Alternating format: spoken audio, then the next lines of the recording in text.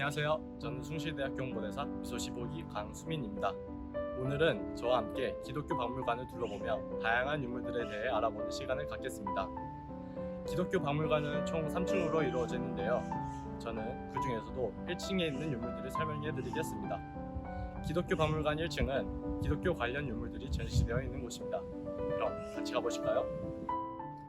이 유물은 경교 돌십자가라는 유물입니다. 1955년 경주 구국사에서 발견되었는데요. 여기서 경교란 무엇일까요? 경교는 기독교의 한 종류인데요. 이 유물을 통해 우리나라에 이때부터 기독교가 존재했다는 것을 알 수 있기 때문에 중요한 유물입니다. 이 사진을 보시면 특이한 점이 있는데요.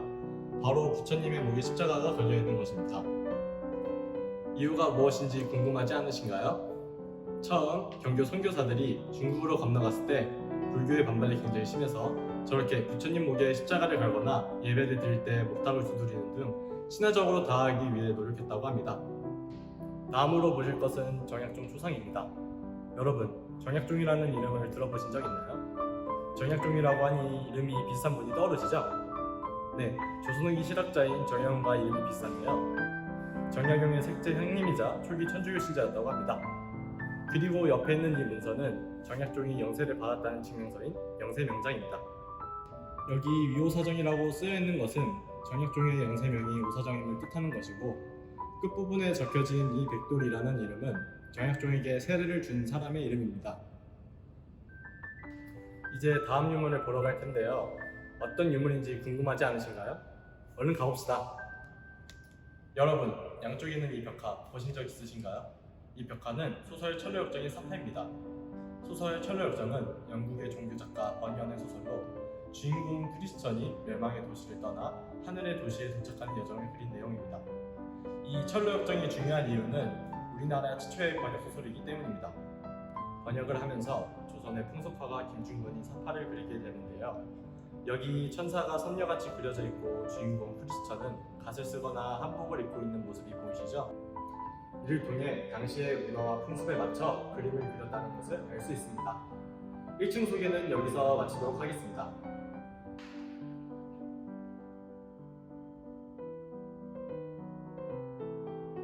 안녕하세요. 저는 여러분께 2층을 소개해드릴 숭실대학교 홍보대사 미소 15기 박소인입니다. 이곳 2층은 숭실 역사실인데요. 이동해보도록 하겠습니다. 숭실대학교는 1897년에 미국 선교사 베어드 목사님이 세우신 숭실학당에서 비롯되었습니다. 이때 숭실은 밭을 숭해 실지 실자를 사용하여 실지를 떠받드는 학교라는 뜻을 가지고 있습니다. 바로 옆에 모형이 보이시죠? 이게 바로 평양 숭실 모형인데요. 여기를 보시면 도서관이나 과학관 같은 2층 건물들이 보이시나요?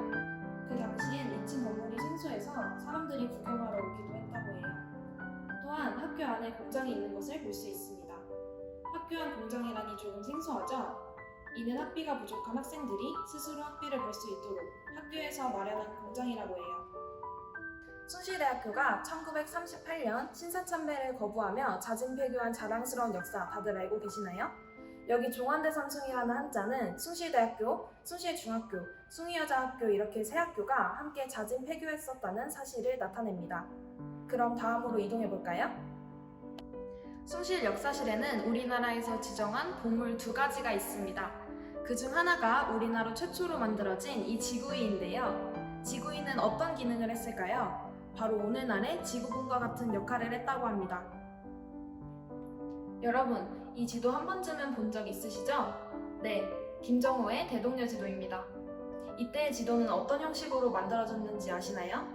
지형을 목판에 새긴 후 그 목판을 인쇄하는 형식으로 만들어졌습니다. 그래서 판목이 매우 중요했어요. 여기 옆에 전시된 판목 보이시나요? 이것이 북한 함흥지방이 새겨진 유일한 판목입니다. 아까 지구이가 나라에서 지정한 보물이라고 말씀드렸죠? 나머지 하나는 손도장이 찍힌 액자 3개가 일괄 보물로 지정된 안중근 의사의 친필 글씨입니다. 여러분 안중근 의사 다들 아시죠? 네, 하얼빈역에서 이토 히로부미를 총으로 저격하여 일제에 의해 투옥되신 분인데요.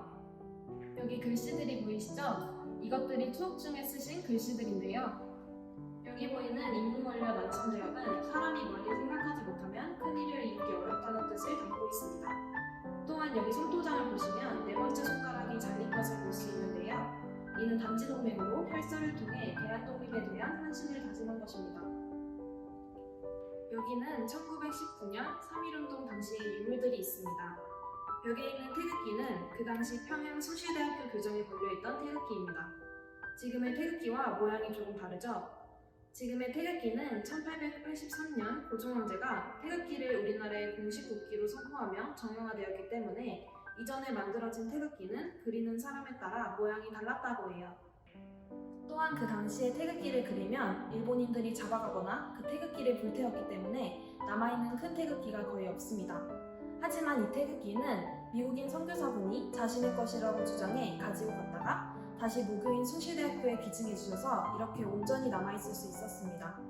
이를 통해 숭실대학교가 3.1운동에 적극적으로 참여했다는 사실을 알 수 있습니다. 다음은 3층으로 가보겠습니다.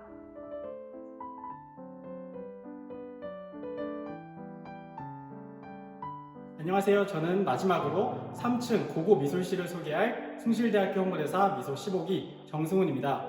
이곳에는 선사시대부터 조선시대까지 물건이 전시되어 있는데요. 그럼 저와 함께 같이 가보실까요? 이곳 3층에는 나라에서 지정한 국보 두 가지가 있는데요. 그 중 하나가 바로 이 단유세문경입니다. 단유세문경은 튀어나온 부분이 많고 모양이 세밀한 청동거울이라는 뜻을 가지고 있는데요. 잠시 후에 단유세문경의 실물도 보고 가도록 하겠습니다. 단유세문경의 뒷면에는 13,000여개의 가는 선으로 기하학적인 무늬가 새겨져 있는데요. 모양이 굉장히 세밀하죠? 이 문양은 현대의 금속 기술로도 재현이 어려울 만큼 기술이 정교하기 때문에 국보로 지정되어 있다고 합니다. 그럼 단유세문경은 어떤 용도로 사용되었을까요?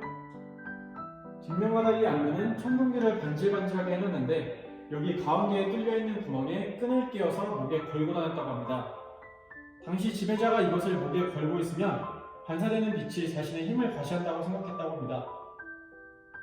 여러분, 또 어떤 국보가 있는지 궁금하시죠? 그럼 다음 장소로 이동해 볼까요? 다음으로 소개해드릴 국보는 청동기 거푸집입니다. 여러분, 거푸집이 뭔지 아시나요? 거푸집은 센 물을 부어서 청동기를 만들어내는 주형 틀입니다.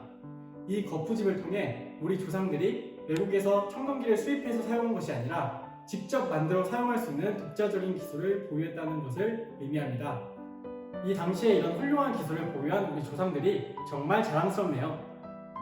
이 유물은 동날무덤으로 흙으로 토기를 크게 부어서 두세 개까지 겹쳐 관처럼 사용했던 무덤 형식입니다. 일반적으로 발견되는 동날무덤은 작은 규모가 많아요. 그래서 주로 어린아이가 죽었을 때 사용했다거나 아니면 사람이 죽었을 때 1차 감회장을 한 후 뼈만 추려서 2차적인 형식으로 사용했을 것이라고 추정하고 있는데요. 옆에 보이시는 이 동날무덤은 크기가 굉장히 크죠? 이건 이례적으로 발견된 동날무덤 중에 크기가 큰 무덤이기 때문에 이렇게 전시하고 있습니다. 지금까지 홍보대사 미소와 함께 기독교 박물관을 둘러보았는데요. 어떠셨나요? 사실 오늘 소개해드린 유물은 일부이고 숭실대학교의 깊은 역사만큼이나 더 많고 더 다양한 유물들이 전시되어 있습니다. 시간이 있었다면 더 많은 유물들을 소개해드릴 수 있었을 텐데 정말 아쉽네요. 그럼 기독교 박물관 투어 영상은 여기서 마치도록 하고 저희 미소는 다음에 새로운 영상으로 찾아뵙도록 하겠습니다. 그럼 안녕!